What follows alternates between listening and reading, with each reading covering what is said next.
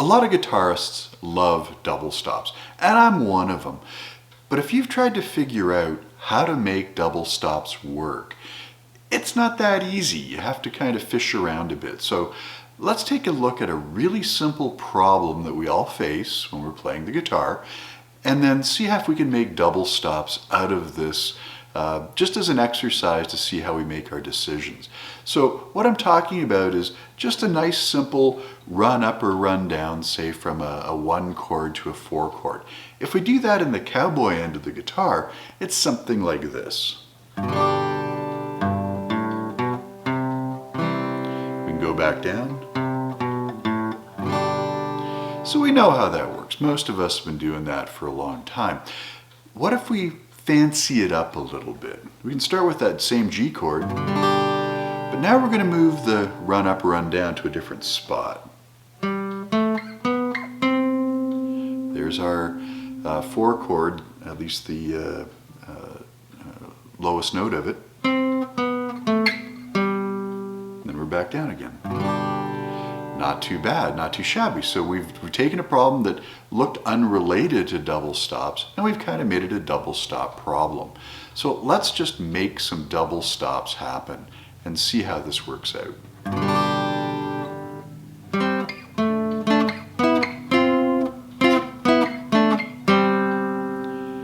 Okay, it's double stops. All we did is we took the note that we wanted to follow, and in this case I put a 4th with it. Doesn't sound that great, but it proves a little point. It shows that we can figure out something based on it being just a harmony. And in this case we chose the 4th. Now what am I talking about? Well, we all know our major scale for a G major chord, G major scale. Okay, that's easy enough. What if we did G minor? Well, G minor would look like this.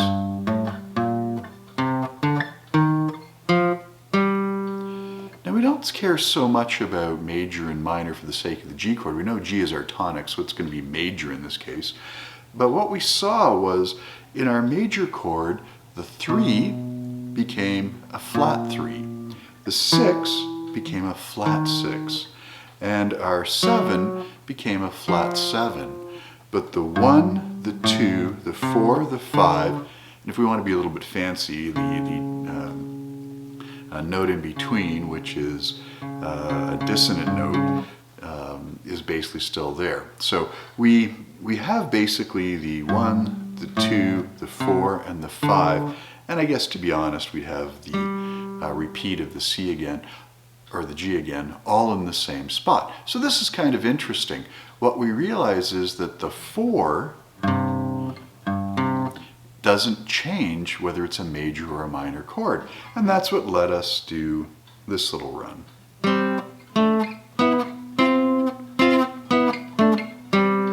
Okay, may not sound good, but it got the right idea happening. We're understanding this is just the problem of harmonizing a note in a way we want to do it. So again, our transition was from a G to the C. In this case, we put the 4th degree with it.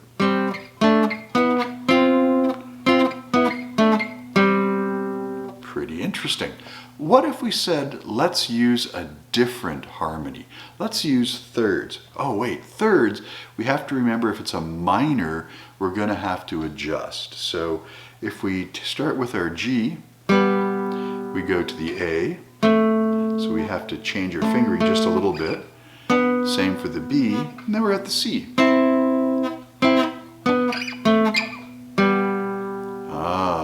Now we're starting to see how those double stops actually come into it. All we have to decide is what harmony are we invoking, and once we've put the harmony in that we want, then we've got the note that we want to be playing along, and all we have to do is adjust for whether it's major or minor.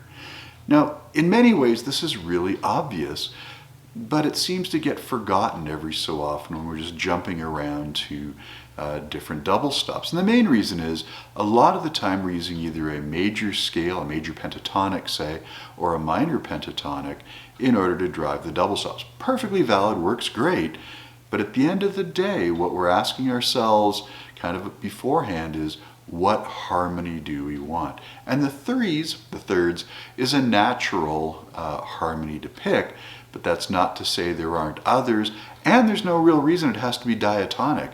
You have a degree of freedom there to make it work for whatever your music is saying. Hope you found this interesting. I'm fascinated by this, so I'm going to do a little bit more on double stops and just see what I can come up with.